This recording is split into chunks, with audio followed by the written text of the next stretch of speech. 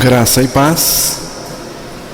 Vamos, nesta manhã, estudar a palavra de Deus e vamos abrir no Evangelho de Mateus, capítulo 26, versos 36 ao 39.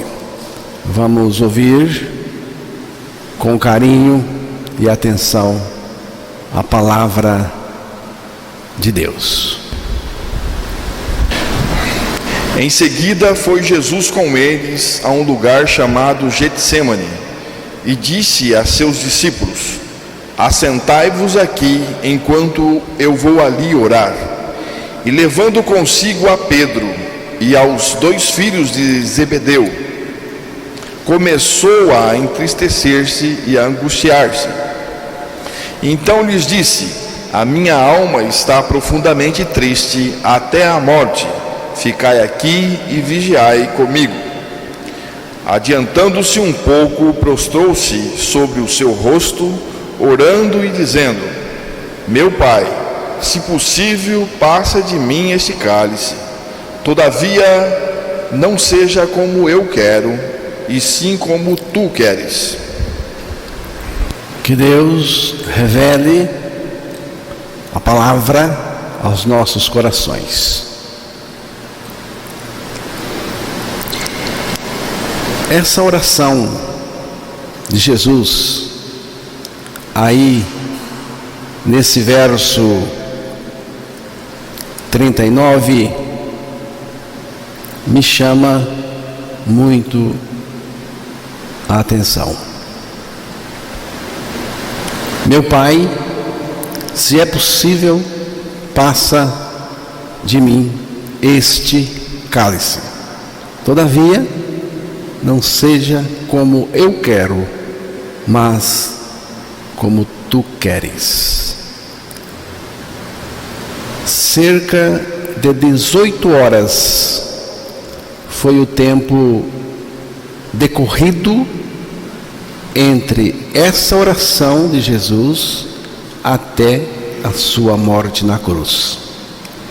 Alguns estudiosos acreditam que Jesus vislumbrou a sua morte na cruz, a sua crucificação, e ficou com medo da morte, com medo da crucificação, com medo de morrer.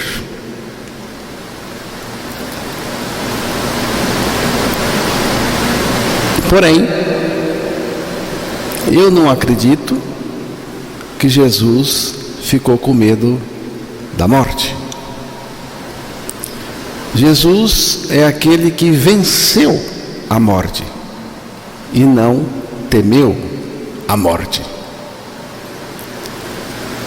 Acerca desse momento, o próprio Jesus disse: o que direi? Pai, salva-me desta hora? Não, eu vim exatamente para isto, para esta hora. João 12, versículo 27. Esse momento do Senhor Jesus no jardim não foi fácil, irmãos. Não foi. Ele suou sangue e também entrou em agonia, diz a palavra. Eu não acho que foi por medo o motivo da sua agonia. Também creio que nós não podemos compreender todo o significado dessa agonia, por demais tremenda, que Jesus passou. Mas devemos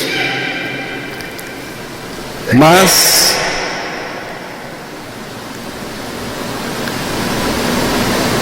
devemos ter respeito e gratidão por esse momento que Jesus passou. Ele tinha o poder de gritar a qualquer momento. Ele tinha o poder de gritar: chega, chega, a qualquer momento. Mas ele preferiu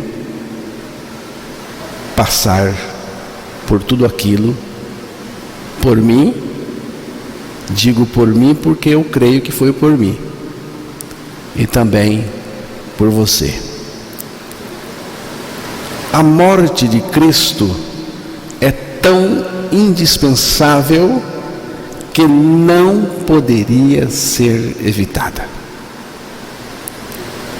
Deus, o Pai, não encontrou outro meio para salvar a humanidade fora da morte, do sacrifício do seu Filho, Jesus Cristo.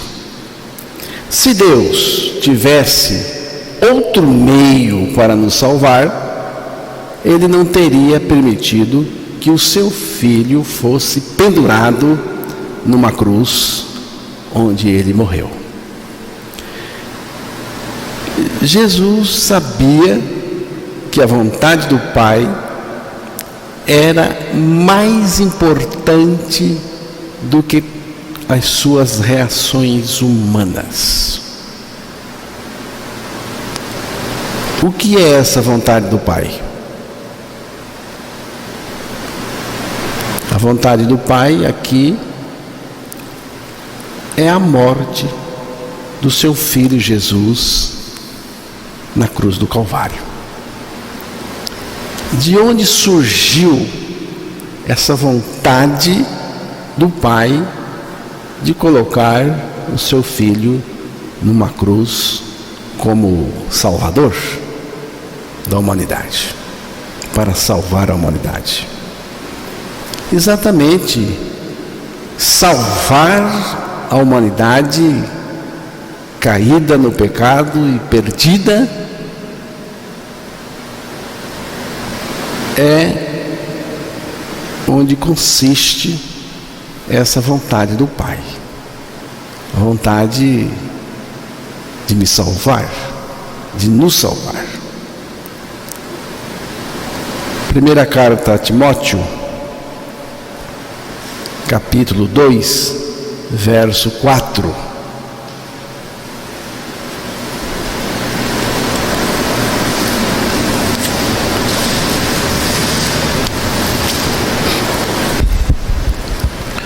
O qual deseja que todos os homens sejam salvos e cheguem ao pleno conhecimento da verdade.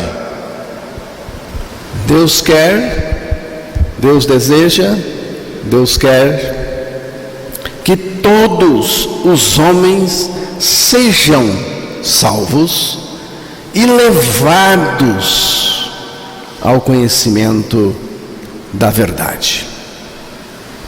Deus, em seu amor, conheceu a humanidade perdida no pecado e teve uma vontade intensa de salvá-la. E para nos salvar, Ele teve que expressar a sua vontade onde foi necessário,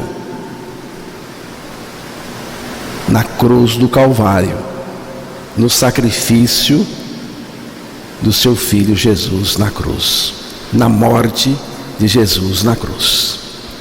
Hebreus capítulo 10, versos 7, 9 e 10.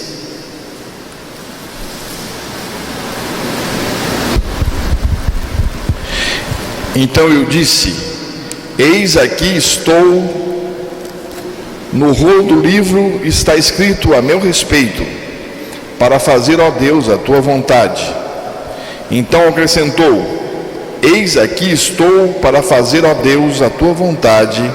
Remove o primeiro para estabelecer o segundo. Nessa vontade é que temos sido santificados mediante a oferta do corpo de Jesus Cristo, uma vez por todas. Você viu aí que está falando aí da vontade do Pai e da obediência do Filho. E essa vontade do Pai juntou-se com a obediência do Filho e resultou na grande obra da cruz do Calvário. Jesus entregou o seu corpo na cruz para satisfazer a vontade do Pai. Que satisfação é essa? Será que alguém pode se satisfazer na morte do seu filho? Nesse caso aqui, se referindo à morte de Jesus, a satisfação diz respeito à vontade do Pai de salvar a humanidade, e só ali na cruz, através da morte do Senhor, a humanidade poderia ser salva. Não tinha outro jeito.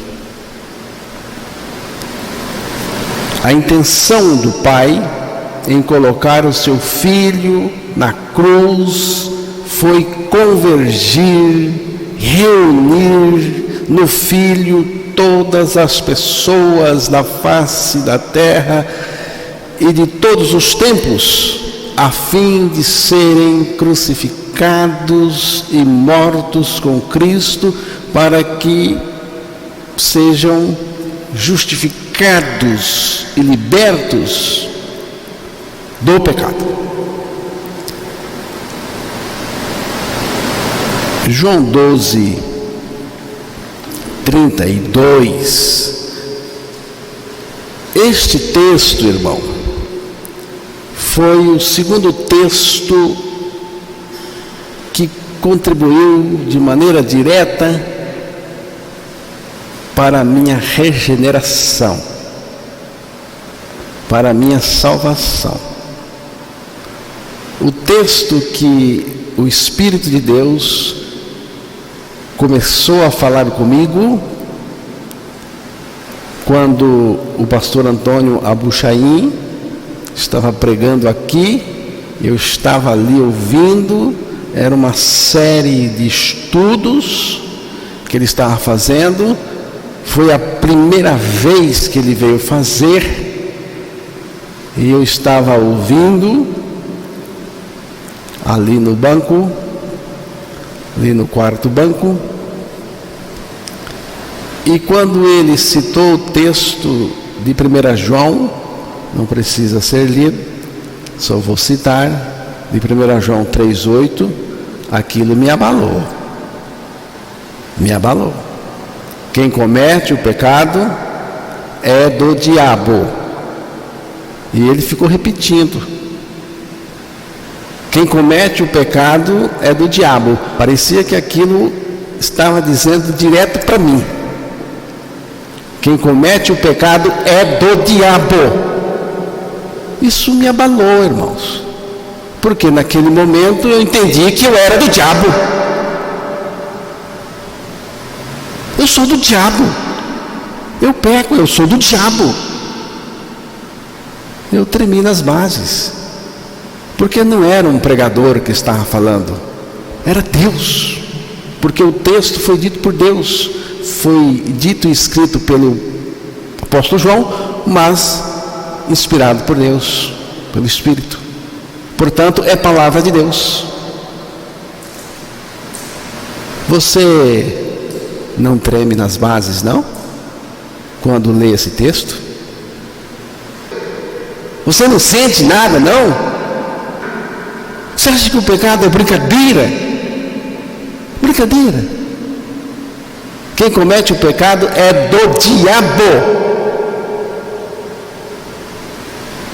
Agora eu fiquei em uma situação bem ruim. Fiquei mal.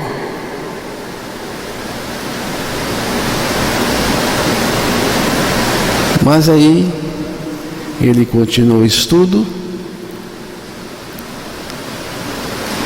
passou por vários textos, chegou em Gálatas 2:20, aquilo já me deu uma esperança. Ele foi dizendo que aquilo ali nos liberta do pecado. Eu estou crucificado com Cristo, vivo não mais eu, mas Cristo vive em mim.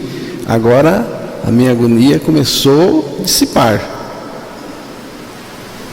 Mas eu não sabia como nascer de novo, porque a pergunta era: eu estou crucificado com Cristo? Como? Como é possível estar crucificado com Cristo? Aí ele foi para o texto de João 12:32. Aí eu entendi pelo Espírito. Aí se deu a minha regeneração. Vamos ouvir o texto. E eu, quando for levantado da terra, atrairei todos a mim mesmo.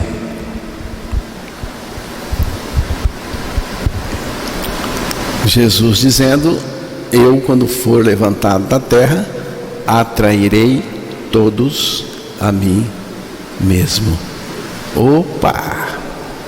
Agora eu sei como eu morri com Cristo. Ele me atraiu a si. Ele está dizendo, então eu creio. Ele morreu por mim e morreu comigo.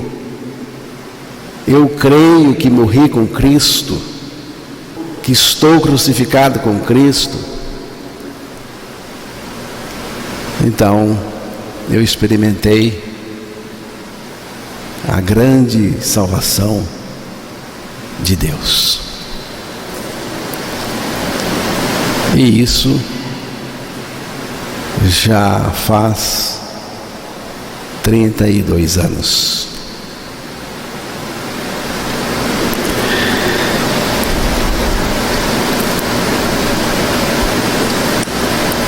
A morte de Cristo foi pela vontade do Pai, para que nós morrêssemos com Ele. Todos nós fomos atraídos no corpo de Cristo, na cruz. E quando Cristo morreu, nós morremos com Ele. Romanos 6, versículos 6 a 11. Vamos ouvir a leitura que vai dizer que nós morremos em Cristo. Sabendo isto, que foi crucificado com ele o nosso velho homem, para que o corpo do pecado seja destruído, e não sirvamos o pecado como escravos. Porquanto quem morreu está justificado do pecado.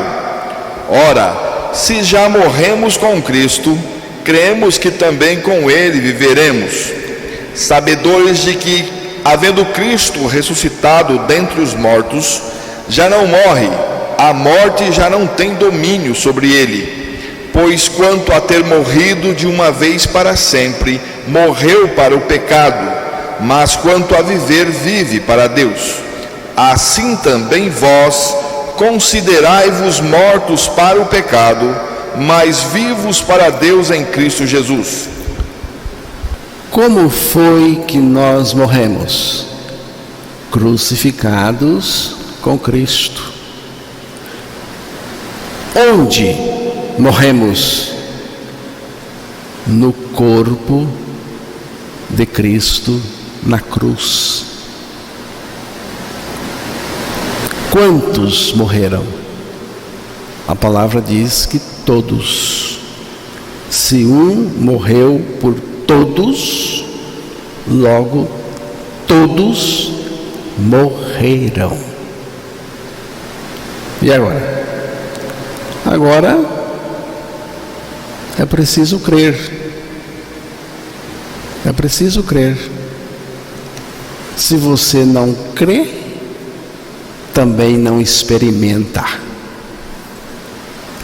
A nossa morte com Cristo na cruz abriu o caminho para a nossa ressurreição, juntamente com Ele, a vida dele em nós e Ele mesmo em nós, vivendo a sua vida.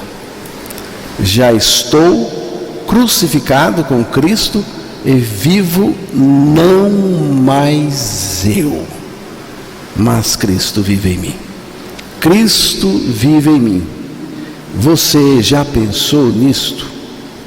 Já parou para pensar nisto? Cristo vive em mim. Quando você dizer Cristo vive em mim, quando você confessar Cristo vive em mim, pare, stop, pare, pense no que significa Cristo em mim, Cristo vivendo em mim. Sendo assim, não podemos viver de qualquer maneira. Se Cristo vive em mim, nós não podemos viver neste mundo de qualquer maneira. Devemos viver uma vida de vitória sobre o pecado e o mundo que está no maligno. Uma vida de santidade.